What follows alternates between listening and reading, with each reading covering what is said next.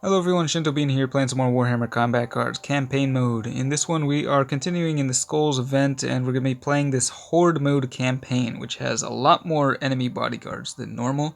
This is one of the last missions, just need 2 more to complete this campaign, and I'm playing to the end because I want another copy of Lord Invocatus. For Horde mode, you don't actually have to win the match in order to progress. And so if you want to get through matches quickly, you can just deploy your Warlord on the first turn and lose in a couple of turns, and then you can just sort of blast your way through. It's easier than just grinding all the way through with a full deck. But now that we're towards the end, I just want to see how far we can go with this max level Angron deck. And it's going to be a lot of fun because 6 out of 8 of the bodyguards in here have Death Blow. We've also got a bunch of Furious Charge in here. Lucius the Eternal has Endless, so he can come back and use his Furious Charge twice. We've also got the little Flesh Hound with Melee Scout. We got this guy who I only have at level 4, so I don't normally get a chance to use him, but he has a high melee attack, Death Blow, and Melee Scout for the secondary. And a number of these guys have both Furious Charge and Death Blow, like Aspiring Champion Karn, and this one, of course, is one of the funnest cards, the Brass Scorpion at max level, pretty crazy. And Angron himself can do tons of damage. Ideally, I would like to have some Inspiring Presence in here, that would be even better, but I was just trying to maximize the like Furious Charge and Death Blow traits in particular. So let's go ahead and deploy at level 19 and see what we are up against. Alright, here we are against Supreme Commander Trajan Valoris. We've got 15 bodyguards to get through here. We'll start off with Karn. Okay, and he should be able to take that Sister of Silence out in one hit, but they'll probably be moving around, so we'll drop the Bloodthirster. And, oh, shields. Okay, now shields are going to pose a bit of a problem here. So I guess we can try going with the... I guess we'll go with the full Melee Scout here on the Flesh Hound. And, okay, well, more shields.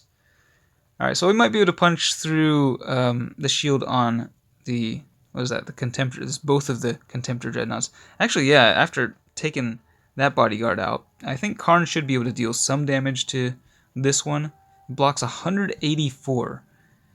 This one blocks 195. That's a lot of...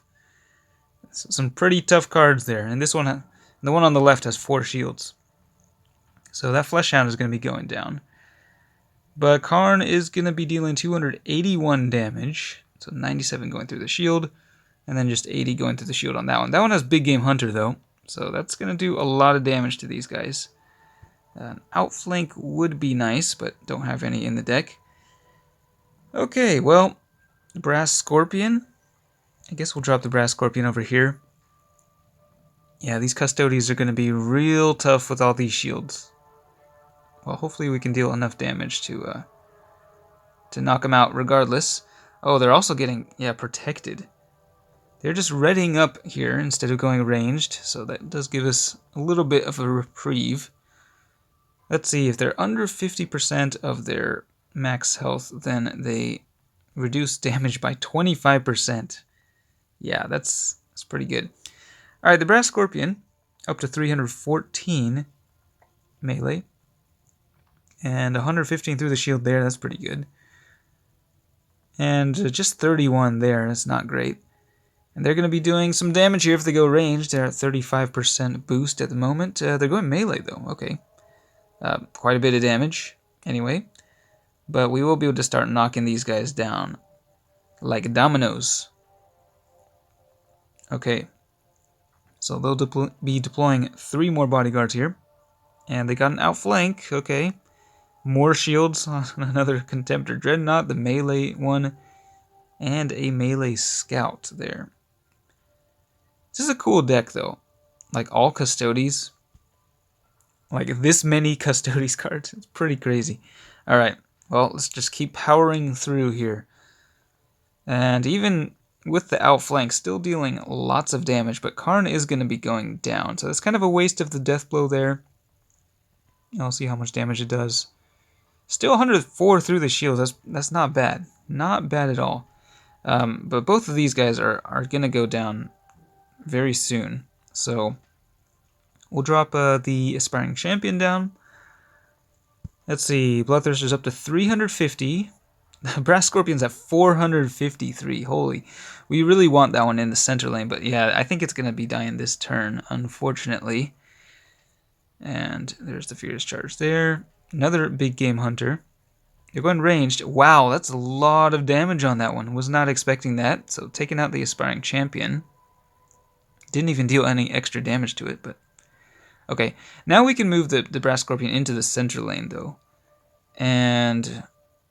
well, that guy is going to survive, I think. I mean, I guess we could keep it there to finish it off, but I don't think it's really worth it. We'll just drop Lucius. He's got plenty of health. He can tank a few hits. Alright, that thing will be taking less damage, though. 25% less. Okay, so the Brass Scorpion we will get over 500 melee. And it will get another buff before it dies, before the death blow goes off. So that's crazy amounts of damage. You can imagine if I had Inspiring Presence on the board, how much more damage it would be doing. Alright, let's see what they try. Please move. Please don't. Okay, at least it's a fresh guy across from the first death blow there. And that death blow is going to wipe out like everything, I think. They're going Psychic, though. Okay. Look at the melee attack they have charged up. 197%. That's like triple damage.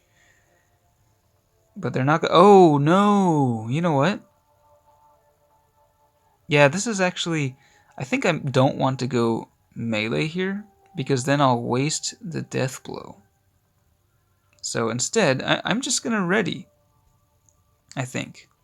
Or we could go... oh, no, this is better. Yeah, I will...